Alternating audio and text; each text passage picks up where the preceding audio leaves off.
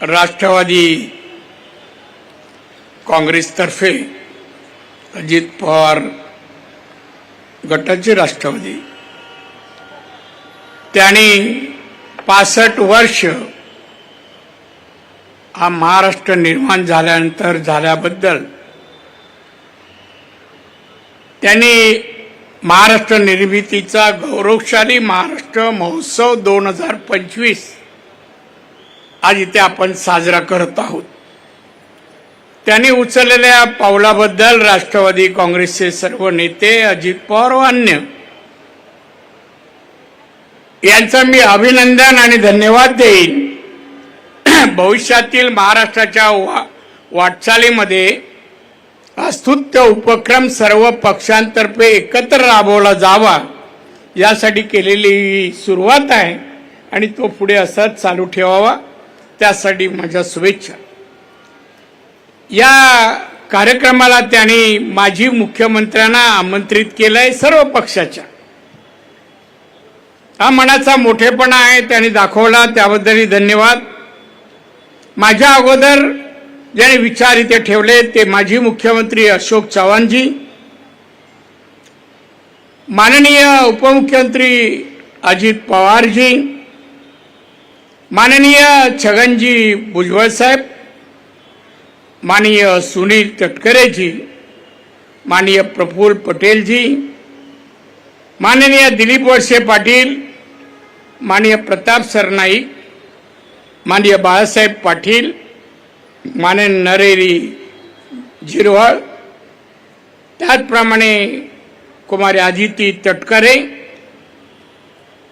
या मंचकावर बसलेले विविध राजकीय पक्षाचे पदाधिकारी, नेते मंडळी, उपस्थित पत्रकार मित्र आणि उपस्थित बंधू भगिनींनो आणि मित्रो, माझ्या अगोदर माननीय मुख्यमंत्री श्रीयुत देवेंद्र फडणवीस यांचं भाषण झालं। या भाषणानंतर मी अशोक चव्हाण दोघेही चव्हाण बोलले, आता मी बोलत आहे आणि त्या अगोदर सन्माननीय आमचे मित्र सुनील तटकरे यांचं प्रास्ताविक झालं। प्रास्ताविकामध्ये त्यांनी संयुक्त महाराष्ट्राचा इतिहास आपल्या समोर ठेवला। माझं काम सोपं झालं त्या विषयावर न बोलता अन्य विषयावर बोलायला मला मुभा आहे असं मी समजतो। संयुक्त महाराष्ट्र लढा आणि महाराष्ट्र निर्मिती हा इतिहास गेले 65 वर्ष आपण ऐकतो आहोत। 65 वर्ष त्या इतिहासापासून काय बोध घेतला आणि महाराष्ट्र घडवायला आपण सर्वांनी काय काय योगदान दिलं याचं आत्मपरीक्षण करण्यासाठी मी सांगेन राष्ट्रवादीने आपल्याला ही संधी दिली आहे असं माझं प्रामाणिक मत आहे। मी सर्व दालनात फिरलो, ज्या मान्यवरांनी योगदान महाराष्ट्रासाठी दिलं त्यांचा इतिहास आहे।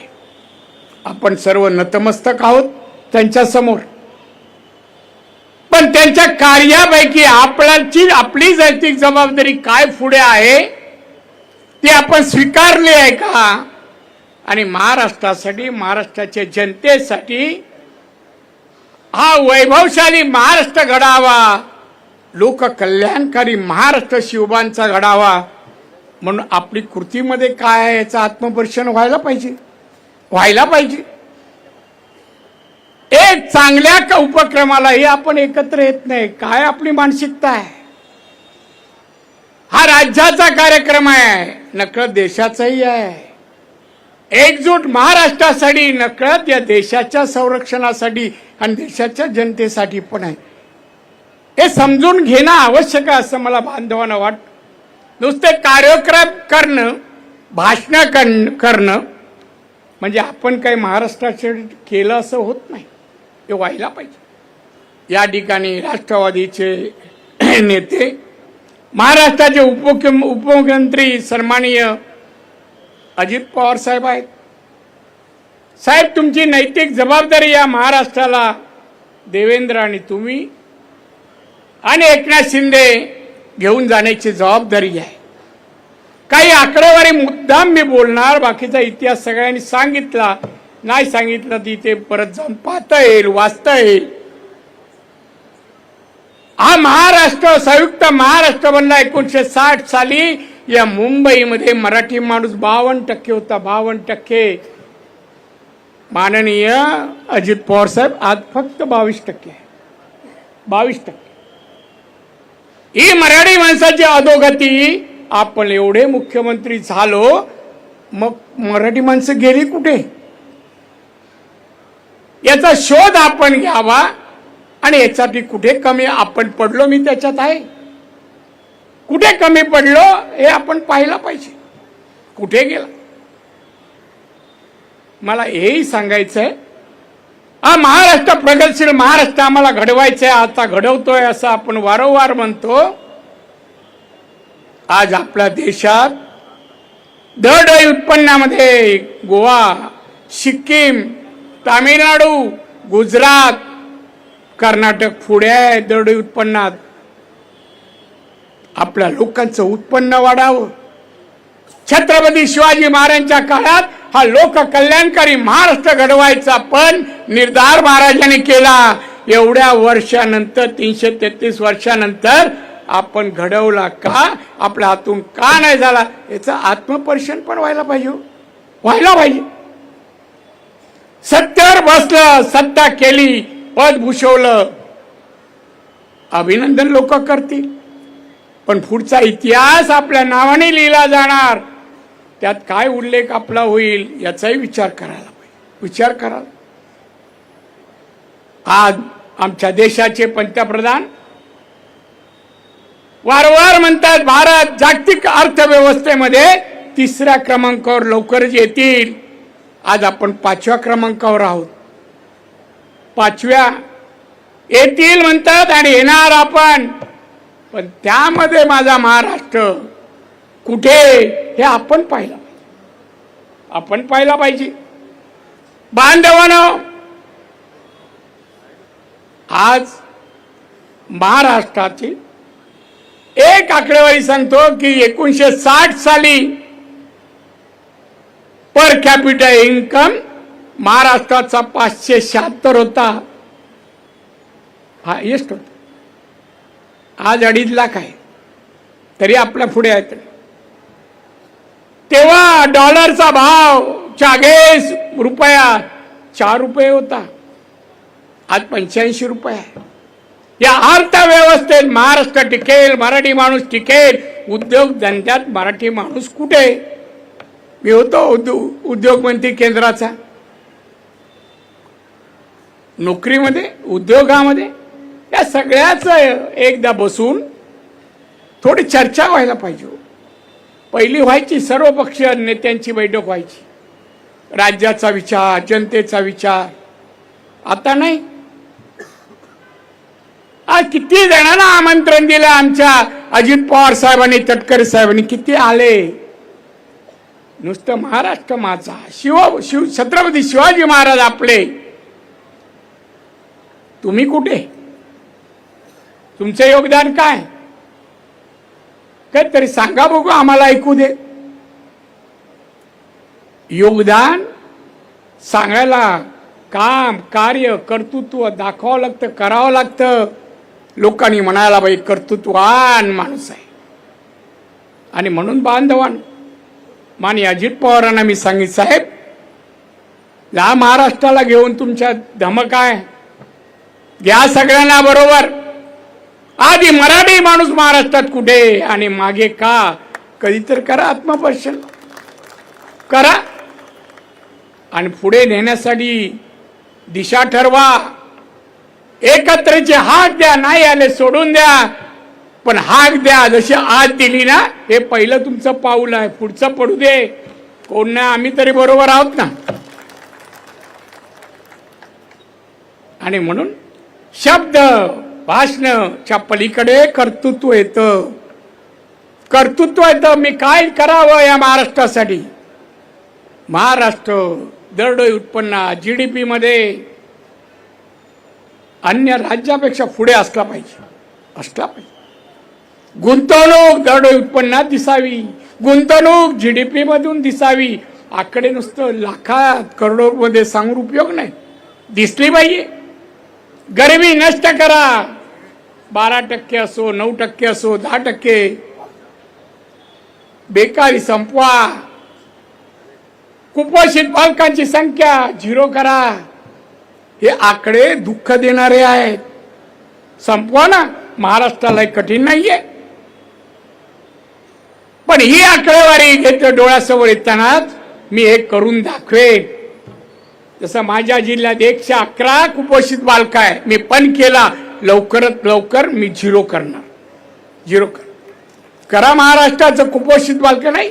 अरे आमच्या बालक कमजोर पुढे कसे नागरिक होतील. पलनामा चीड पाहिजे हो. आज आपला कार्यक्रम घेताना पहिलं नामस्मरण ते मृतांचं करा.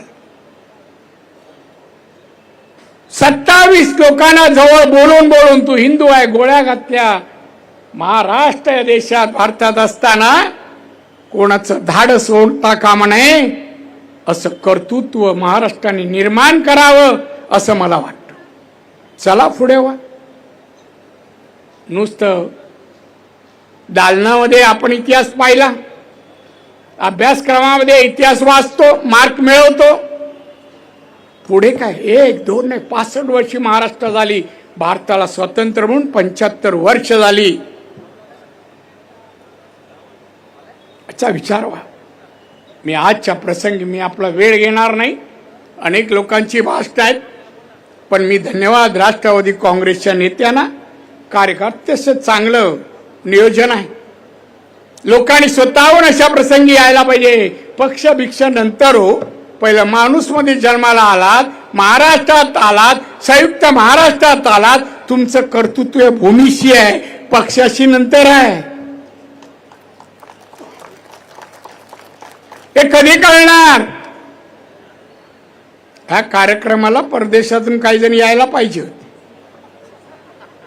नाही, पण रिटर्नची तिकीट मिळाली नाही. तटकरे साहेबांनी काय मॅनेज केलं माहित नाही, पण बांधव नाही. रेडी गेम खेळू नका. जे या मैदानात या, बोला बोला, आम्ही ऐकून घेऊ. सहकारी आहात. आज मी उभा आहे ना, मी शिवसेना बाळासाहेब ठाकरेंमुळे उभा आहे. त्यांनी मला उभं केलं. मुख्यमंत्री त्यांनी बनवलं. मला वाटलं नाही मला मुख्यमंत्री. 1:10 वाजता रात्री फोन आला, नारायण येऊन जा. मला येतो सर. गेलो मातोश्रीवर. एक प्रश्न विचारला, नारायण मुख्यमंत्री पद चालवशील का. माझ्या स्वभावाप्रमाणे उत्तर दिले, साहेब चालवणार नाही, मी पळवेन, संधी द्या. साहेबांनी दिली. आम्हाला घडवलं त्यांनी. कोकणातला एक शेतकऱ्याचा मुलगा मुख्यमंत्री महाराष्ट्राचं.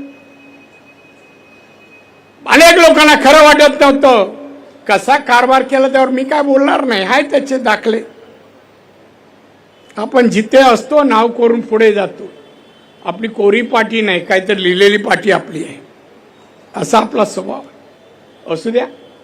अजितदादा, सुनील तटकरे आणि त्यांचे सर्व सवंगडी कार्यकर्ते धन्यवाद देईल की त्यांनी मला आज आमंत्रण दिलं.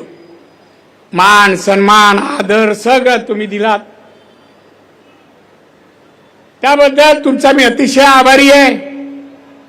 तुम्हाला दीर्घ आयुष्य आणि उत्तम आरोग्य लाभो, जेणेकरून महाराष्ट्र एक लोक कल्याणकारी राज्य होण्याचा मार्ग तुम्ही मार्गाकडे वाटचाल कराल.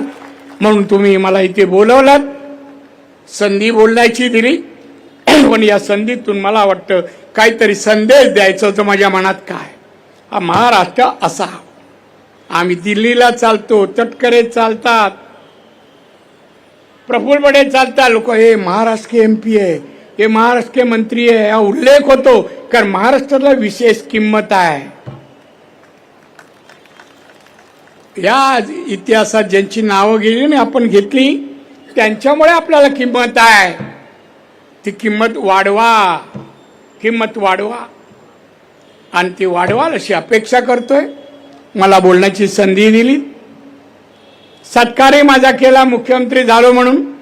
कर सत्काराचे आणि माझ्याबद्दल उच्चारलेले विशेषण, मराठी विशेषण याचा मानकरी मी नाही, बाळासाहेब ठाकरे आहेत. असोत, आपल्याला धन्यवाद देतो आणि इथेच थांबतो पुढील भाषण ऐकण्यासाठी. जय हिंद, जय महाराष्ट्र.